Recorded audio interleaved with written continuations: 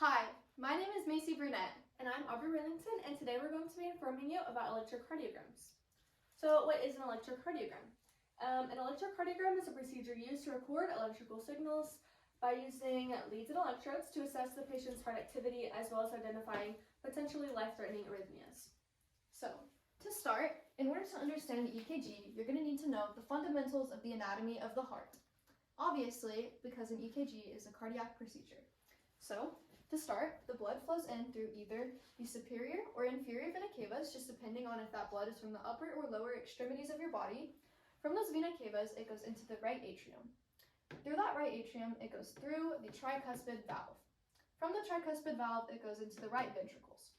So, your heart has a muscle in it called the myocardium. The myocardium is what is responsible for making those ventricles contract.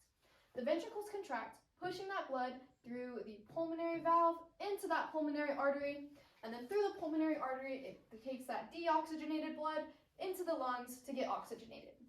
And then once that blood is oxygenated, it goes through the pulmonary veins into the left atrium.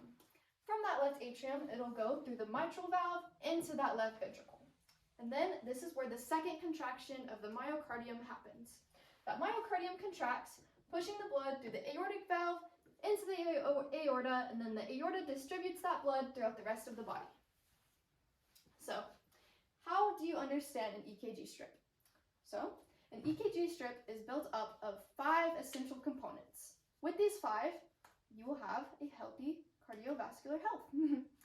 And so, basically, there is a P wave, a QRS interval, an ST segment, and a T wave.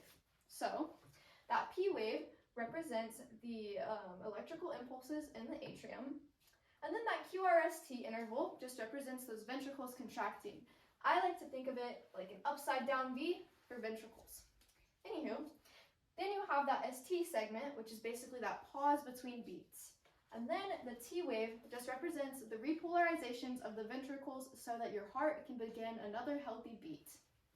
So this is an example of a normal sinus rhythm, so it beats at 60 beats per minute. And it's called a normal sinus rhythm because the sinus electrical nodes in the heart is producing electrical impulses at a consistent rate. So this is going to be a good sign of cardiovascular health, and it's going to be the most common EKG strip that you see. So as you can tell by looking at it, the P waves aren't inverted or absent, and the QRS intervals are at the same height and diameter. So since this one is the most normal and common, it's going to be the easiest one for you to read and understand. And then we have some common arrhythmias. So we have VTach and AFib. As you can tell by looking at them, they're very different from the normal sinus rhythm. So when you look at the top one at VTach, you can tell that there's no P waves. And the QRS complexes are very wide, and there's no pause between those complexes. And so this is a very common arrhythmia called ventricular tachycardia, VTach for short. And so this happens when the ventriculars are pumping at a very fast rate. And for AFib, this happens when the ventriculars are also pumping at a very fast rate. And so there's going to be quivering of the atrium with no consistent rate. The QRS intervals are very narrow, and there's no P wave. And so as you can see, the QRS intervals are very inconsistent with both of these. All right, now on for EKG acquisition. So, whenever you see EKGs, you will always see either a 12 lead, 5 lead, or a 3 lead. As you can see right here, our guide currently has on a 12 lead. Speaking of which, Aubrey will go in depth about those 12 leads for you right now. So the 12 lead EKG is going to be a short test used for more intensive cardiac patients, and it provides a detailed report of the heart's electrical impulses. So it's going to be more commonly seen in emergency departments. All right, now we have our 5 lead EKG, also known as a Holter monitor.